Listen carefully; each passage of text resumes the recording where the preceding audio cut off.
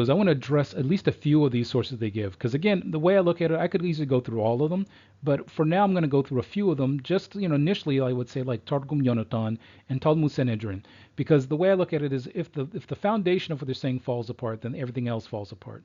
Because again, I don't get the impression that they've read any of this. So let me check. Let's investigate what they're saying. Deal with the first one that they mentioned. They mentioned Targum Yonatan, which is Targum Yehonatan, or sometimes it's called Targum Yerushalayim.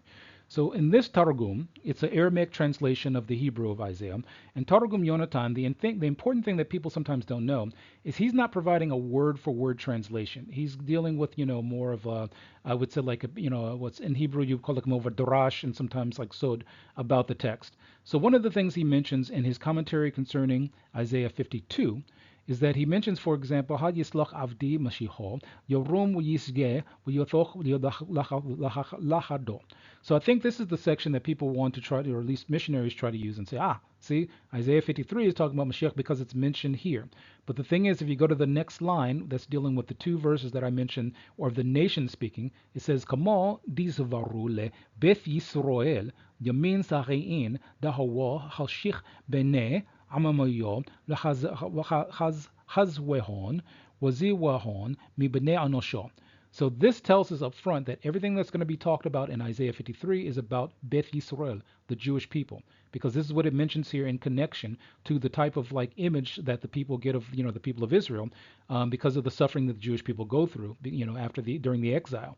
So this is that what gives us this point, and it's also mentioned in this part of the Targum here, and this addresses exactly who the next place is going to be talking about. So we continue with the Targum Yonatan, which is the translation of Jonathan, as this person was saying.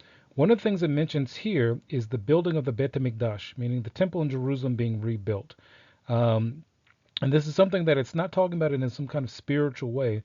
It's talking about physically this is going to happen during the time that, essentially when the Israeli people, the Jewish people that are being described in Isaiah 53, are at some point during their history. So this is like, another thing. And then also it continues in the next line and says, Hello bidvelach kenishto di Yisrael achoraveth yame me'ethahom rabo shawethi omoke yomo orach lemehoz maseveyo.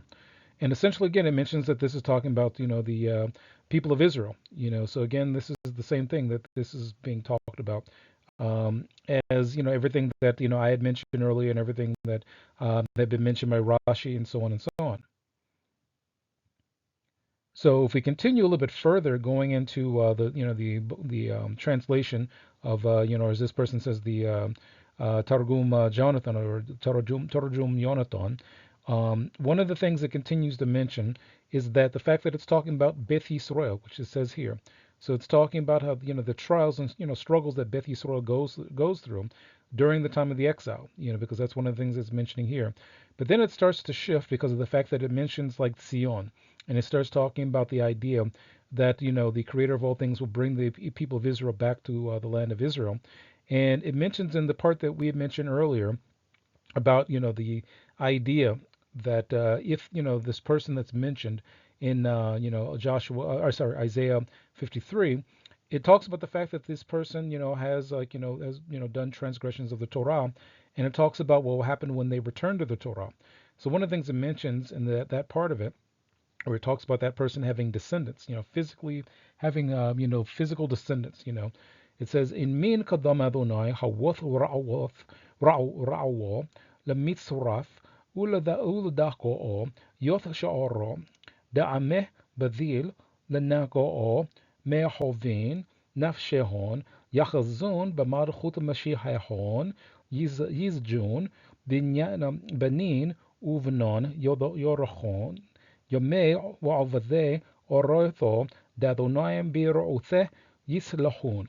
So essentially what it says here is that the creator of all things has caused a situation where the Israeli people, will basically, have, suffering, but that the fact that this suffering will be, basically like where will merit to be able to see the kingdom of the messianic era, essentially saying that when it's not talking about like this being an individual through all this time, it's basically talking about the Israeli people, and then it continues and says that they'll have we'll have descendants.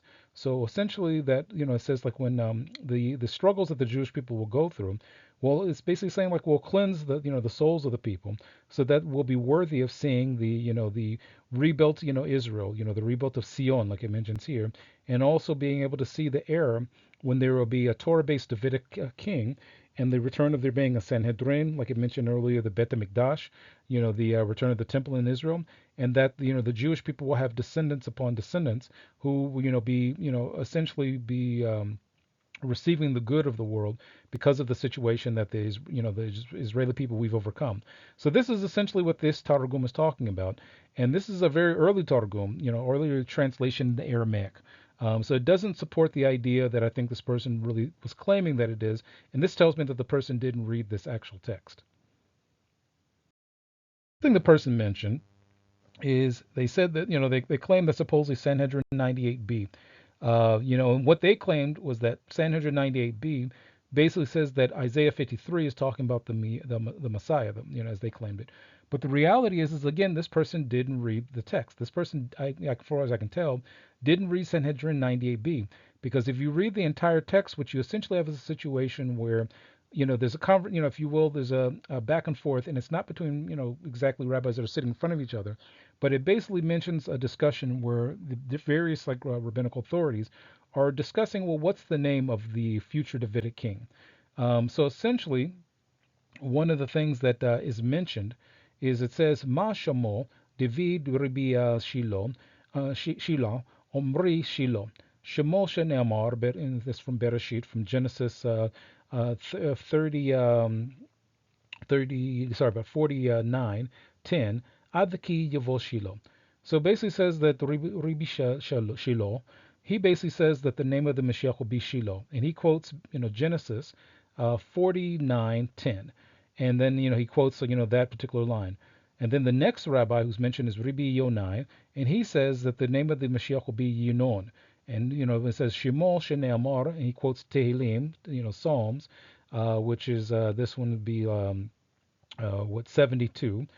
17, it says, Yehi Shemo Le'olam Lifnei Shemesh Yinon Shmo.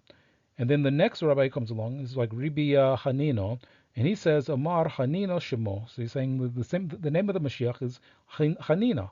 And he says, he quotes this, he makes this statement based upon Yirmiyahu 16:13, which is Jeremiah 16:13, which says, Asher lo aten lachem Hanino. And then the next, group of rabbis says, V'yesh Omurim, so there's some who say that the Mashiach's name will be Menachem ben Chazkiyahu, Shemo Sheneamar, and then they basically said this is based upon the book of Ecclesiastes, or Echa 1:16, says, Ki rachok mimenu Menachem Meshiv nafshi. And only the last part of this says, the Rabbanan Omri, Hawi Waro. Debi Ribi Shemo. So essentially, it says that this Mashiach's name will be Chawi Waro, who will be from the house of Ribi, from Ribi, and it says Shemo Sheneamar. And this one, it doesn't quote Isaiah 53 in its entirety, but only verse 4. And what it says is Yeshayahu Nun Gimel, which is Isaiah 53:4. Achen Haliyanu Hu Nasa ומחשבנו סבלום, ואנחנו חשבנוhu נרוע מקום אלוהים ומעונה. So essentially what this is saying the following, that it's not a situation where Sanhedrin 98b claims that Isaiah 53 is talking about the Mashiach. It's simply going through a discussion of rabbis who were saying, well, the name of the Mashiach will be this or that, and then they're basically using text from the Tanakh to prove their point, to make their point, because they're not really trying to prove a point. And essentially, one of them, one group of them says that it'll be this, but they even say that the Mashiach's name is going to be something different than what Christianity says, because Christianity, of course, claims that Jesus, is supposed to be the one who's like Messiah, and that his name is supposed to be Yeshua. But again, the issue here is that if you're going to use this as a proof, it doesn't match the claim, and this is only trying to claim it about one verse in all of Isaiah 53, not all of Isaiah 53. So as we can see, the person who made this comment, we can tell already that the person has not read these texts. I mean, and there's no really reason to continue because again, you can look when they misspell things or spell it in a way that is usually something that Westerners will spell, especially those who have never like actually read Hebrew. But we can tell here that this person's information is wrong. Because as we've seen, they claim, say, okay, well, Targum Jonathan, which is from the 4th century, and Talmud Sanhedrin supposedly support their claim when it actually doesn't. And there's no real reason to continue with anything else because we know that they haven't read what it is they claim that they read. So then if we look at the rest of what they mentioned here, it says here, like all modern adaptations, the verse assignments have increased understanding of the text which remains unchanged. Now, I've already proven that that's not right. I mean, again, this is someone who doesn't read Hebrew, who wouldn't know the difference there. You says so you specifically mention Isaiah 52, but the context begins in Isaiah 53, but the context begins in Isaiah 52. And if anyone who's watched the last video, I mentioned Isaiah 52, and that's actually what I was even talking about. So if we go a little bit further down, these claims that they're making about what Isaiah 53 is talking about, they haven't read the text in Hebrew. They don't know, and that's the unfortunate part that I think that they've bought into what missionaries are telling them. And then they say about me, he said, you haven't divided the Tanakh correctly. You ignored the ancient Jewish sages. Now, this is what I find interesting because the issue is that, with missionaries, they often try to take parts of what like the different like rabbis of different generations wrote, but then they won't take the whole thing of what they wrote. They won't like put them in context, and anything that they say that contradicts Christianity, they try to ignore that part, which I brought up in a previous video. If you have this idea where a rabbi says something that you think supports you, but then he says something somewhere else that contradicts what you hold by, how did you decide that he was right in one area but he's wrong in another area? So this is something that we can easily say that what the person wrote here is wrong. And then going back to what I showed in the previous video, this is basically the Aleppo Codex. So this is essentially, one of the oldest texts of the Tanakh that we have in full. And as you can see, even here from about 1,000 years ago, it's important to know that the issue is that, there were no chapter markings, as, the Christian world developed. So therefore, we can easily see that the idea that someone has that, okay, Isaiah 52 starts here, and then you stop, and then you consider this to be something different, and then you start a new chapter here, and then it's something completely disconnected to this. The two ideas are connected because of the fact that we know here the nations are talking, and then basically saying they're in contemplation about what they see the Israeli people, the Jewish people surviving, and then this is the statement that they make, and that's what we find that people are calling Isaiah 53. So I'm going to do one more video where I actually show how the information in Isaiah 53 actually matches, the experiences collectively of the entire Jewish people, and that'll be a separate video. So this is Ehav Ever from the Chronicles of Ehav Ever. Thank you for listening. Take care and bye.